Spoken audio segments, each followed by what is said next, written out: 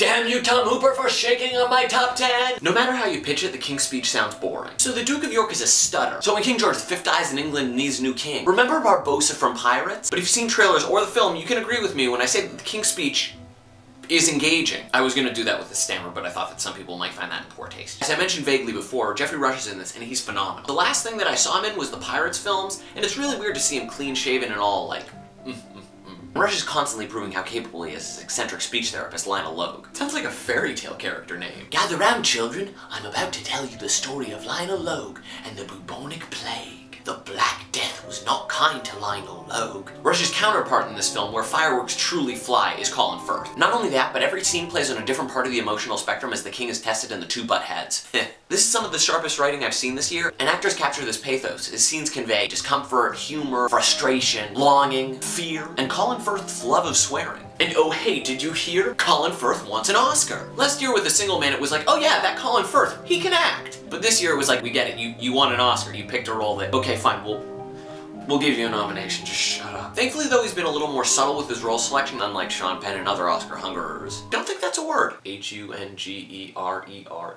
Maybe I just appreciate Firth because I know that he has a sense of humor. There are so many moments where comedy is just excellently timed with that stammer. Ever since Mystic River, all I can think of when I think of Sean Penn is a crumpled paper bag. I think Sean Penn just likes to be sad. Speaking of appearance, let me talk about Churchill. This is kind of strange, but I place myself in the same category as most ignorant Americans where I can identify Churchill but not King George VI. Because Churchill sits on that bench with FDR. Stalin's there too, but like whatever. Wow, significantly less judgmental times. Our president in a wheelchair, their king stammering. Can you see that happening today? You can see the hashtag wheelchairprez trending. This is King George, this is Colin Firth. This is Churchill, this is Wormtail. Now I know that performance is more important than likeness, but is there the possibility the casting guy confused and was looking for another corpulent Brit when searching for Churchill? Appearance scrutiny aside, the King's Speech is great in all fronts. Yes, it is a historical piece, but it's shot in a contemporary fashion, and Tom Hooper did a fantastic job realizing and recognizing the story and bringing it to us. I give the King's Speech an unwarranted R rating and 17 fucks out of 17.